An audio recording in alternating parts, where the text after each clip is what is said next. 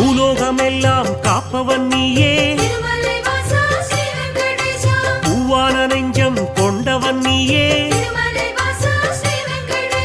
காலங்கள் யாவும் கடந்தவன் நீயே, கைதொழுவோரின் காவலன் நீயே, ஞானத்தை அளந்த நாயகன் நீயே, நாடிய செல்வம் தருபவன் நீயே,